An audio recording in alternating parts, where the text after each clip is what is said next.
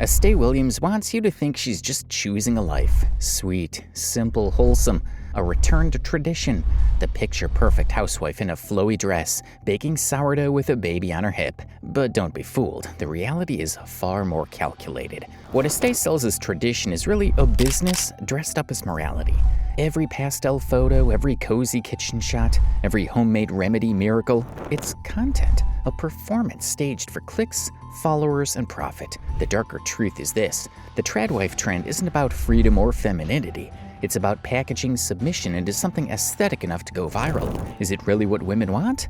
Or something they're forced to be after years of feminism and movements fighting for their rights? Estee Williams sits in front of the camera with her hair perfectly set, lipstick shining, and a floral dress that looks like it came straight out of her grandmother's closet. At first glance, it looks charming, like a postcard from another era. But this isn't a film about the 1950s. These are part of TikTok from 2022 and 2023 that have already been watched by hundreds of thousands of people. According to Estee, a traditional wife follows a strict set of rules. But where is her own life outside of her home? She says it's important for women to always doll themselves up for their husbands. But is it that women aren't capable of love in a marriage if they don't put an effort into wearing a full face of makeup every day? Estee Williams calls herself a tradwife. It's a growing online trend where women proudly claim that their role is to serve their husbands, stay home, and devote themselves entirely to domestic life. Now, Estee's videos are polished, cheerful, and wrapped up in pastel colors.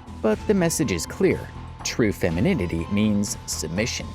Christian traditional wives believe in biblical submission, so this is a topic that you will see often in the traditional wife community. That is why we talk about submitting to our husband. To her growing fan base, Estee sells this as empowerment, an ideal, a fantasy, a way to live a life in a role that is meant to be. That they are here as women for a different role, equally as important though. And that it's somewhat easier since this way women don't need to work for someone at a 9 to 5 because their husbands are doing it for them.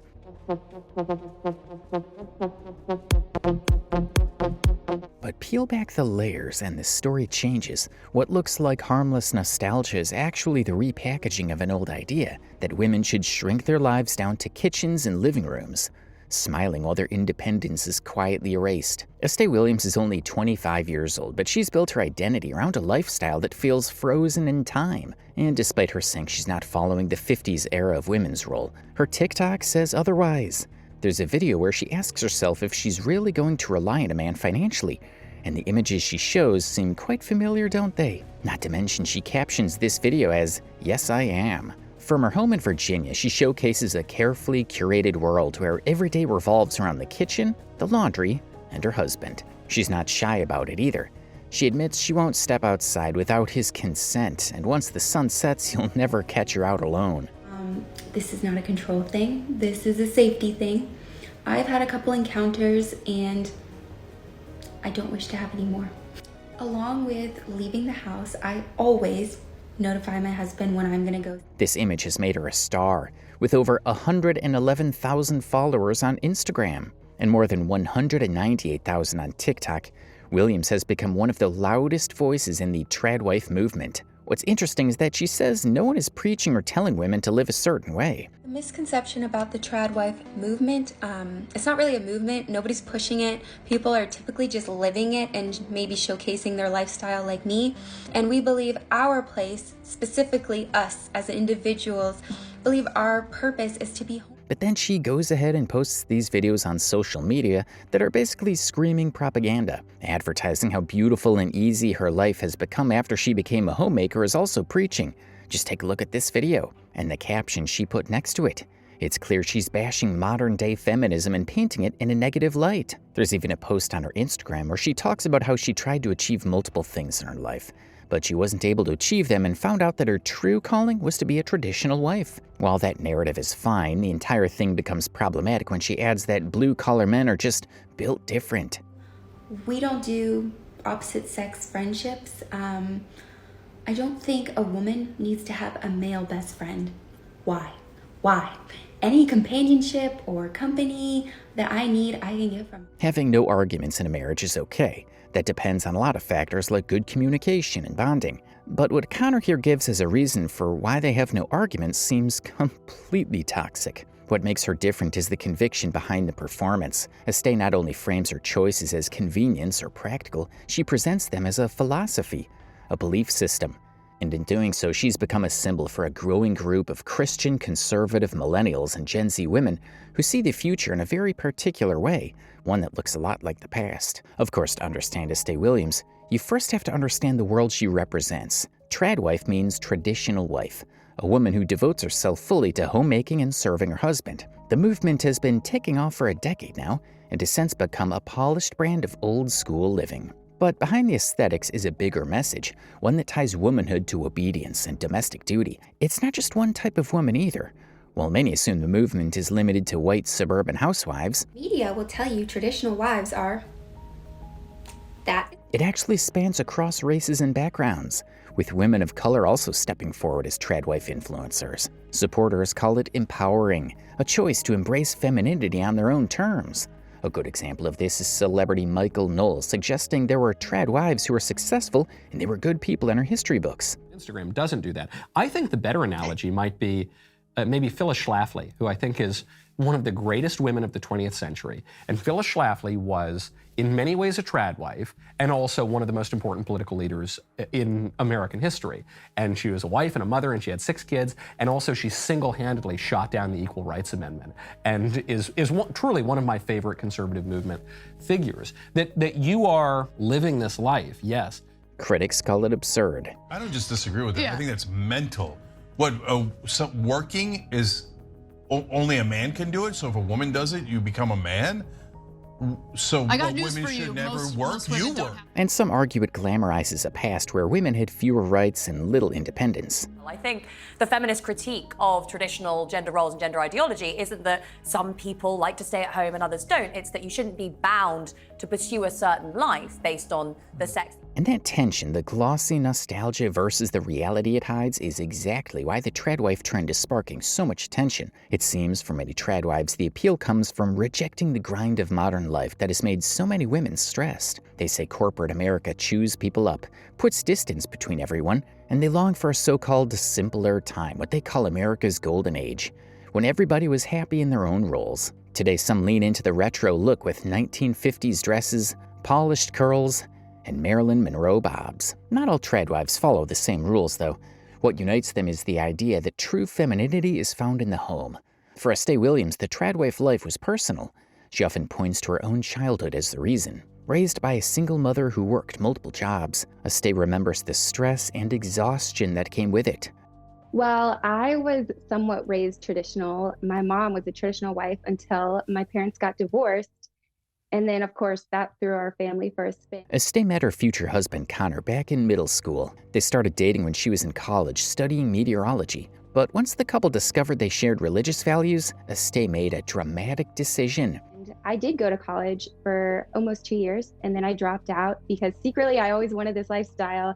Of course, you need a husband to have this lifestyle. So when I met my now husband, everything just came in. That is why we talk about submitting to our husbands, and this does not mean the wife is of less value than the husband, but our husbands do have the most authority in our marriage. What's even more harmful is the fact that tradwives are supposed to behave and look very toxically feminine, at least according to Estee. There seems to be so many guidelines about how women should act, how they should hold themselves, and above all, what they should be doing to attract providing men. Even her take on maintaining women's bodies is linked entirely to male attention and affection, as if women don't need to be working out for health purposes. In one TikTok video, she throws shade at women lifting weights. If you're currently debating on whether or not you should eat less for your abs or eat more to develop your glutes, just remember that no one's out there writing songs about people's abs.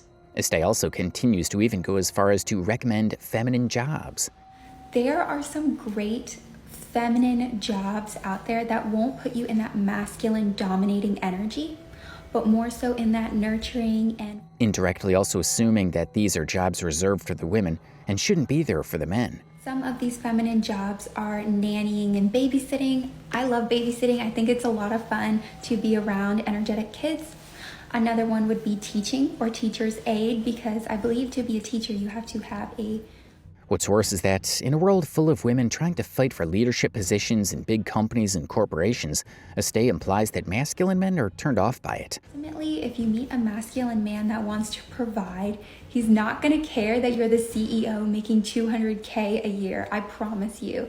In fact, you'll see a lot Of course, Estee's way of living becomes all the more clear when you consider the way her husband talks about diving responsibilities.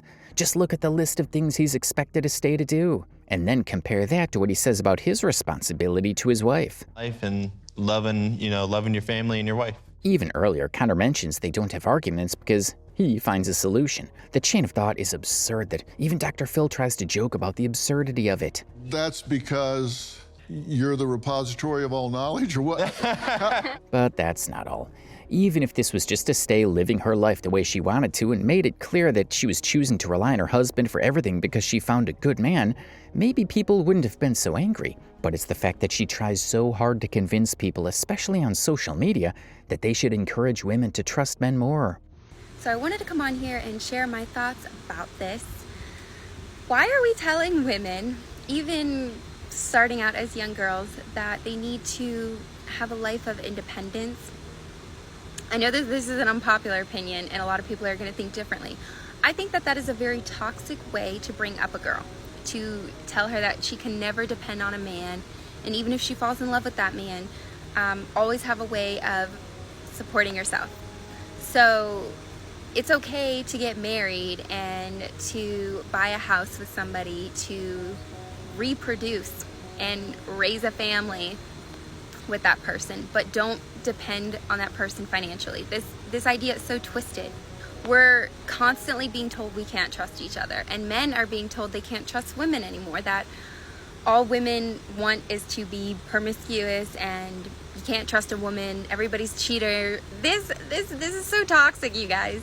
I always said I wanted to be a homemaker. I wanted to stay home and cook and clean and live a simple life, and I was told that that is a very high calling for a woman. However, I should go to college, pick a degree, start a career, then get married, then have children, and then become a stay-at-home wife and mother, and that makes no sense. Why would I live my life that long single, unless of course I didn't find the one until that time? We are meant to share this life with our soulmate, not be independent and lonely. A big part of sharing your life with somebody is trusting them, and if you can trust them with your body, sharing a home with them, and raising a child with them, you sure as heck can trust them financially. And if you can't, you didn't marry the right person. Independence does not equal fulfillment.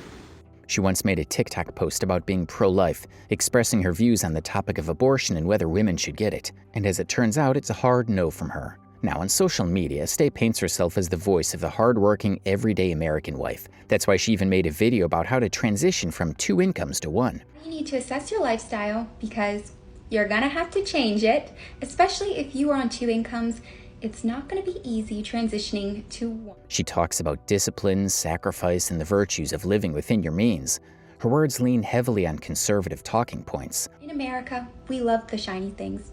We love the big house, the brand new car.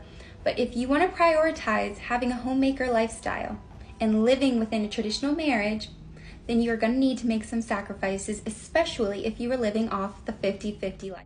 Are realizing that being a wife and a mother is enough, and you don't have to have a career as a woman to feel fulfilled.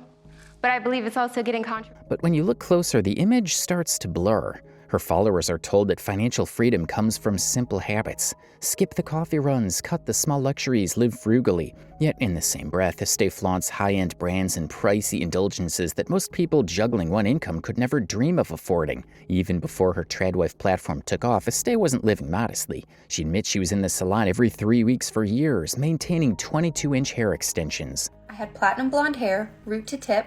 I was in the salon every 3 weeks. I flat ironed my hair every single time I washed it. Because my hair, which is naturally frizzy and dry, I was trying to make it match the texture of the extension. She also openly talks about undergoing breast augmentation, but that she hid it. When I was 18 years old, I went behind my parents' back and I got breast implants. But cosmetic surgeries aren't free. Even in clinical trials, patients typically pay for the anesthesia, the operation itself, and additional costs. Add to the fact that this wouldn't be her last implant. So at 22 years old, I underwent a second breast augmentation. And now I realize it's not the type of implants. It's implants. And you're looking at a big chunk of money spent on cosmetic enhancements alone. This isn't the reality of a family barely scraping by, but choices of someone with financial comfort, choices far out of reach for the average household she claims to represent. The contradiction is glaring. But what Estee is preaching isn't economical either. It's a brand. There's a video she has where she gives a tutorial on how to make your hair look retro. What's hard to understand is why this is needed in the first place. If the point is to look beautiful for your husband, why does it need to look like an exact copy of a woman from the 50s or the 60s? If you take a look at Estee's hair, you'll notice she doesn't even have the kind of hair texture naturally required to have that retro look. What's worse is that she lists down the products that she's using to maintain her quality of hair. She's using a curling iron. That's where the reality check comes in. Take a closer look. She's not just using a curling iron, but tools and serums that fall squarely in the premium beauty category. The serum she's using costs $54. This is nearly 2/3 of what the average American woman spends on beauty products in an entire month. And think about this. When she talks about embracing her natural curls and how she doesn't rely on extensions anymore, she never mentions it's because of the expensive products she's using. Somehow then the focus is on how her hair looks better after falling in love. She posts about getting hotels with her husband and the constant content about making food from scratch, as if getting a whole bunch of groceries doesn't cost too much. We are doing an at-home dinner date. We're making some pasta from scratch with a vodka cream sauce and spicy Italian. It's not just to say, though. Even tradwives like Nara Smith will post about making cough drops at home for their kids when they're sick, when getting cough drops from the store will be cheaper and will cost less time and energy. This morning my toddlers woke up with a cough and a little bit of a sore throat, and I don't usually keep cough drops or traditional medicine in the house, so let's make some. Wanted to make lemon ginger and elderberry cough drops. But let's be real, nobody just keeps cough drop molds tucked away for emergencies. That wasn't improvisational, it was production. And that's the point. The Tradwife brand isn't about showing real homemaking, it's about staging it. It's the same as when Meghan Markle said she makes rainbow platters to make breakfast more fun for her kids. Actual homemakers know that caring for kids and taking care of homes looks nothing like a polished DIY wellness segment. There's no carefully lit countertop, no curated pantry of rare ingredients, no scripted soothing remedy. What Tradwives are selling is cosplay dressed up as authenticity. The irony, they insist they're not working, all while running content machines that rake in thousands a year. I do. TikTok pays me anywhere from $50 to $180 a month, and then YouTube pays me $300 a month. It's interesting that now that Estee has gotten some form of a platform on Instagram and TikTok, she's not only using it to talk about her views on marriage and womanhood, but she's also started talking about how women are just not being raised right. And one of the most controversial takes she has ever had is about young girls leaving home for college as they grow older. And I see this especially in the United States, and that is independence. That our life begins when we leave our families and go to college. We are sold this idea that we are going to find fulfillment and happiness when we isolate and separate ourselves from our... What's crazy is that it seems like she doesn't just have a problem with young girls moving away from home for college. It looks like she has a problem with women going to college in general. Notice how she isn't talking about the educational benefits of going to college, only the drawbacks. What does this so-called college experience promote? Casual sex, drugs, alcohol. Now, it's not like Estee continues to put out videos like these with no backlash whatsoever. One of the biggest points that keep getting brought up in the comments section of her videos is what she would do if something were to happen to her husband. And she rarely is able to give an answer that actually solves the question. On top of that, she talks about why she didn't feel the need to get a prenup with her husband for various reasons, and one of them is that it prevents couples from establishing a true connection. Marry him. In fact, I think prenups make divorce nicer in a way. So these couples get together and they prepare for the worst. They don't want the worst. Nobody gets married just to get married. Now, the comments on Estee's videos also shed light on living situations that Estee never talks about. What about balancing out your work life and home life by making the woman do the jobs outdoors and having the men stay in to do house chores? These are instances that aren't just common, but people often comment on Estee's videos saying the same thing. Never once has Estee made it a point to talk about these dynamics. But you know what? It's clear what her views are on the matter, considering what her husband Connor has to say about men's roles in life. A masculine man needs to be a leader, and he needs to walk with God And he needs to be able to protect his wife at all costs. And that's what my take is on it. In the end, Estee Williams wants the world to believe she's just a woman making her own choices.